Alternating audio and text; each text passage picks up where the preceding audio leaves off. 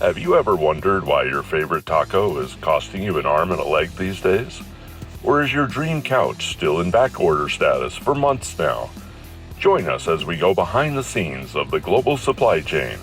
Let us discuss and understand its complexity and learn from the industry leaders, professionals, and subject matter experts. Expect in-depth analysis and genuine conversations about the major issues affecting the supply chain today. Welcome to Supply Chain Demystified. Your host is none other than the distinguished supply chain expert, Dr. Nick Valles. Professor Valles is the academic director of USC Marshall Global Supply Chain Management and founding executive director of USC Marshall Randall R. Kendrick Global Supply Chain Institute. It's great to talk to you about supply chain, subject that matters most to you. I'm so privileged and thrilled to talk to Robert from Freight Road. Robert, welcome. Thanks for having me. So Freight Road, tell us the background. How did it start and what is it about? Yeah, so I started the company in 2007. I come from a long history of entrepreneurship in my family, so that's kind of what I knew. And then working at a logistics company that was basically collapsing under the weight of the 2007-8 recession. I really had no choice but to start my company almost prematurely. I always wanted to do it, but I wasn't ready for it. But I also couldn't find a job. So I was like, right, I guess this is it. So with the support of a couple of loyal customers, started the company out of my bedroom with the idea that I could improve what freight forwarding was, right? Really wanted to do a lot with technology, but back in 2007-8, it was very hard. So, then business happened and, started growing and everything. So I did this long loop around and then came back to technology a few years later. And now the company is basically evolving into more of a logistics tech company, in addition to the core business of logistics.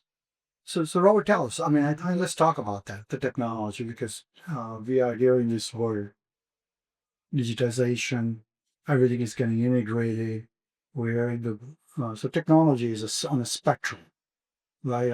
From just simple website, which is a technology, to everything in between, movements of goods, interactions of financial transactions, the data repository, all the way to the consumer. Define for us when you say the technology for the logistics and freight forwarding industry. What does that mean? Yeah, it's definitely very broad, right? So, we're not building things like TMSs or ERP systems. There's very good solutions for that. It's very mature space. Where we concentrate and where I felt the biggest gap is for many years has been, weight automation. How do you manage and automate quoting, for example, right? So freight forwarding and logistics world is notoriously slow when it comes to quotes and weight management. So that was my first passion. It's my biggest passion is how do you this technology around automating and managing rates. Basic container movement from a factory in China to a DC in United States consists of some 25 plus line items of charges, right? So how do you automatically calculate all that stuff? How do you do it instantly? That's been my main passion. And then a lot of time also spent on visibility for importers. So you meant to say that you do freight billing audit, or you actually provide the solution to actually create from the quote to the invoice? So we don't sell our technology to outside partners, right? So this all the technology we built in house is for our customers of the logistics company. And what that technology allows us to do is to automate everything that has to do with rates. So we can instantly quote basically door-to-door shipments between, say, US and like 100 countries. So on the import side, it's very valuable, but it's a lot more valuable if you're like an e-commerce exporter, for example. Right. So if you want to instantly calculate for your consumers how much it's going to cost to sell this table and ship it to, say, Singapore. So yeah, so for the let's simplify. So Robert, so let's say I am a seller on Amazon. Mhm. I'll make this sort of as user friendly and audience friendly as we can. So give me an example. If I'm a seller on any channel, Walmart, Amazon, Shopify, how am I coming to you so help me through that. I decided to sell this coffee mug on one of this channel. Mhm. Your solutions helping me in terms of calculation from the factory all the way to the door. Correct. So two different sort of solutions there. One is if you're importing this mug from a factory in China to, let's say, Amazon fulfillment center or your own warehouse and then to Amazon fulfillment center, we'll calculate instantly and very quickly, for example, all the movement of this mug, the ocean freights, the trucking, the port fees, the customs fees, all of that automatically so you can quickly budget for it. On the e-commerce side of it, we concentrate on larger, bulkier items. So not something that, would fit in a parcel. So if you're selling on your website or on Amazon or on whatever channel, you're selling, let's say, a piece of furniture, an arcade game, or, something. So not conveyable. Correct. And something that, basically parcel carriers wouldn't handle, right? Anything, I think, over 150 pounds or kilos. Our solution allows you to basically, on your shopping cart level, instantly calculate shipping to 60 countries. And so you can now enable sales to 60 new countries without having presence in those countries, without having, distribution in those countries, right? It's basically, we can drop ship it from your factory in China to the 60 countries. We can ship it from your warehouse in the US to the 60 countries. And basically that involves very complex calculations of all these movements, right? Including duty and taxes in all these countries. This is fascinating. So just to sort of elaborate on what Robert just talked about, when we think of the movements of goods, they classify in three categories. Within conveyable, which are like your small packages. The typical range depends on your sortation systems, can range from anywhere from 1 pound to 100 pounds. Depends on the sortation capability. Anything beyond those ranges becomes a non-conveyable, meaning the goods will be palletized in many cases, and they're shipped on a pallet as a bulk. So when you see that movement within the product life cycle, those are typically classified as conveyable and non-conveyable. But then when you look at the logistics as a whole, you have a containerized shipment, which is things that can fit into a container. And then there is a bulk cargo, which things that do not fit into a container. They are called a bulk cargo. So often when you see grains and the coals and the commodity and the raw materials, they are bulk product. And this is containerized would be either stacked in boxes or palletized, but something that fits into containerized known as a TEU, 20-foot equivalent. So when we talk about the technology, Robert, for the freight rates, this is all mostly conveyable or non-conveyable, but containerized cargo, not the bulk cargo. Correct. Right? Yes. So it's mostly containerized or it's air freight, which is, some of it is containerized in airline smaller containers or it's on airline pallets. Yeah. Right? So everything's basically not bulk, but bulky items. So larger items that are not conveyable. Like so. So we spoke about AI. I've highlighted how AI is going to dominate it. It is dominating the world and the news bites right now. How does AI, or is that your plan to integrate some of these technologies in your frontier solutions? Yeah, absolutely. It's a little bit scary, very exciting, because once you get really into actually implementing AI solutions, and if you go a step further and start getting involved in different kind of research and building models, it's very exciting. We absolutely bake it into everything we do at this point. From automating operations to automating price calculations and things like that. And one of the most exciting projects we're working on is we're actually working with the institute, right? So one of your professors is helping us build a model an imputation model, meaning, if we want to calculate these complex rates and we're missing one leg of the quote, like how do you impute using AI what that rate is most likely to be? So that's, the 20 years I've been in the industry, that was not possible, right? And now all of a sudden, it's not only possible, it's actually feasible and pretty easy to do. Absolutely. So your journey started from necessity. Obviously, you do have a DNA of being an entrepreneur. You obviously multi-generational entrepreneur. Not having a job sort of created, it was a catalyst for you to start this company. It's almost now close to 20 years, it's in 2 years, Correct. right? What lessons have you learned and what can you share with our audience in terms of if they're thinking about starting their own journey? Yeah, I think, it's easy to take credit for everything. I definitely had a lot of support, right? First and foremost, my wife, who just had a baby, and she was like, sure, let's do it. It's like, right, you're insane, but okay, sure. I have the support, so that allowed me to do it.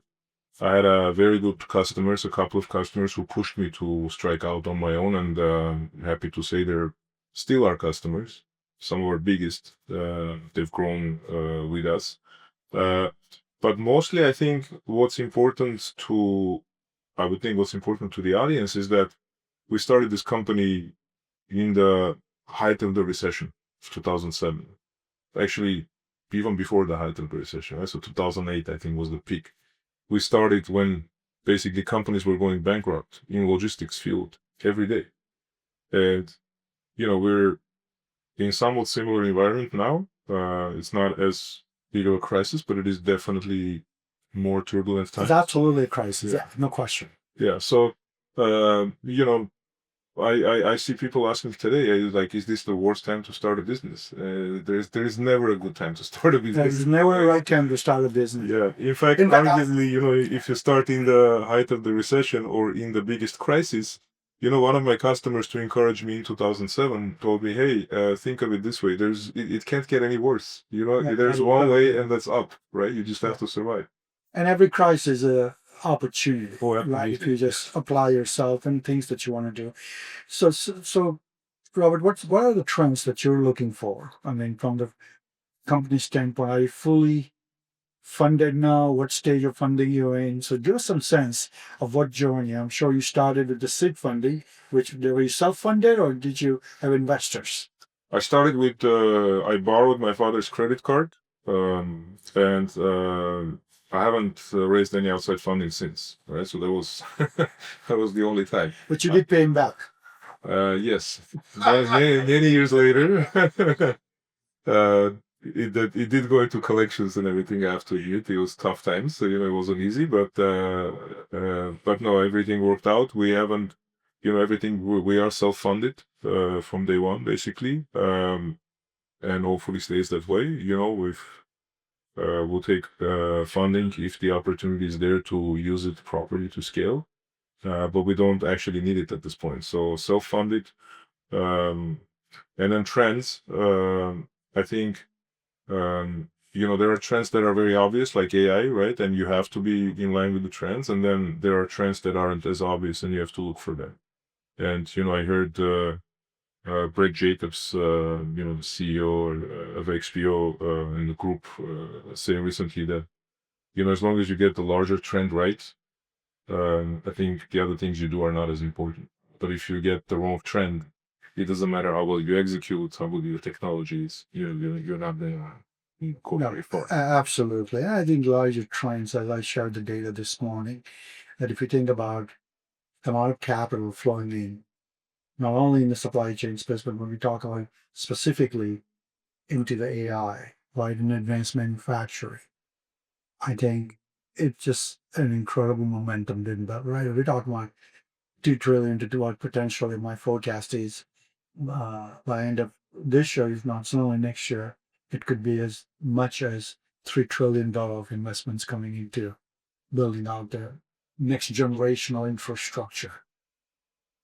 Yeah, and I think we heard Sam Altman, I think last week say that this is the largest infrastructure spend in history. Like we've never, as species, invested this much money into infrastructure as we're doing now, specifically in data science. Data science. This is just Absolutely. I think it is a mind-boggling, but I feel I'm an eternal optimist, and I feel like this is truly going to set the next decades of what's going to be the future of how we create, how we consume, how we live, how we maintain and sustain.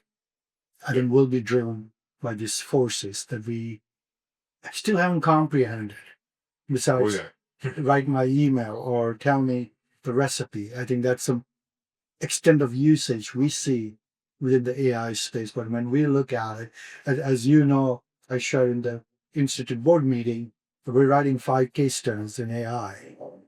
And the research and the data currently shows that it's a tip of the iceberg. There's a tremendous activity, potential, and opportunities that exist in this space.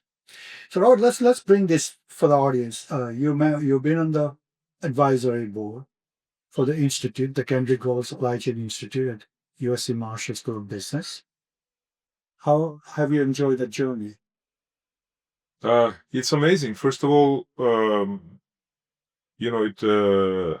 find myself sitting at a table with some of the most important people, at the very least in this basin, right? So in what other format would you be sitting next to people like Chin Soroka and Noel Hasegat, yourself and many others, right? So that in itself is impressive enough. But it also opened up for me so many conversations with everybody who attends this event, right? And I said this earlier in an interview to your guys, that the reason I like this summit is this is the only one that I go to that has, and correct me if I'm wrong, but it's like basically 1/3 academia, 1/3 industry, and 1/3 student body. Absolutely. Which is, it's very cool. Where else do you go to a logistics conference where you get to talk to the next generation who hasn't even started, in the industry? Absolutely. And I think well said, Robert. I think we were proud that we are the sort of a case study in higher education where we have an opportunity to create this platform, right? And then the fourth, actually, the stakeholder is the policymakers. We have people from the harbor commissioners to the USTR representative, consul generals from various countries, delegates from various countries, Europe, Asia, Mexico. I mean, we're just privileged that when what appears to be the wall seems to breaking off, we feel that we are creating the platform where possibilities of building bridges and opportunities exist. And I'm blessed to say that students in our program, we just introduced one of the largest cohort year to date, 160 students coming into our Masters of Science in Global Supply Chain Management. And imagine we have not taken one class, and you're in the thick of sitting here for 2 days, talking to folks like you, innovators, startups, well-established companies, the CEOs and chief supply chain officers of Starbucks, to the Amazons, it's just a powerful platform, and we really feel, and it's also, I always wanted to make it thought leadership driven and not something where people are chasing each other, trying to sell something.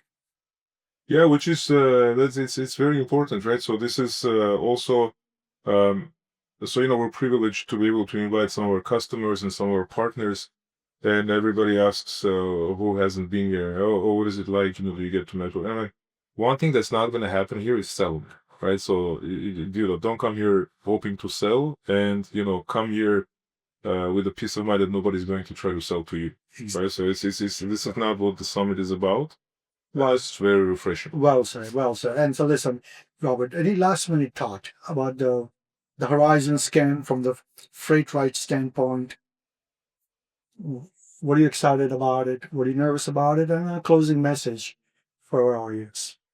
Yeah, I think it's very hard to talk about anything other than AI when you're talking about the larger horizon, right? So like you said, you said it's the tip of the iceberg. I think we haven't even seen the tip of the iceberg. I think it's just like this faraway outline that we're starting to see of what the tip might be.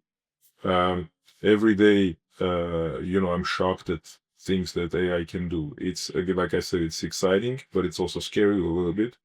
It's scary in that, we don't really understand how things are changing. We haven't started to comprehend it. I don't think anybody has. But it's also exciting because I think it will result in explosive growth of everything, right?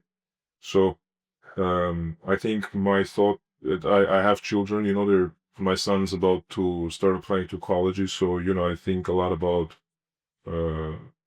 what is safe, what isn't safe, right? In terms of professions. I know one thing that, freight movement's going to need people. It's going to need smart people and a shipment of anything from, international waters, right? It's 90% exception, right? It's never goes to plan. Everything's an exception, right? And that's something that is very safe. But you have to know how to use AI tools. So I'm not worried about supply chain students. I think it's a very safe profession, but I think they need to be able to orchestrate different AI agents and learn how to prompt properly, prompt engineering, and managing AI employees is going to be big. I think those are my thoughts around what the horizon is. Well said, Robert. I thank you very much. Well, thanks again for being part of this conversation. Thanks for your participation on the board and continue driving. I mean, I know I always have the utmost respect for the entrepreneurs because it is something you're betting on yourself. So for those of you who are really willing to explore the boundaries of having an idea and being as a startup founder, or even working with others in collaboration, I think what Robert talked about, there is no right time.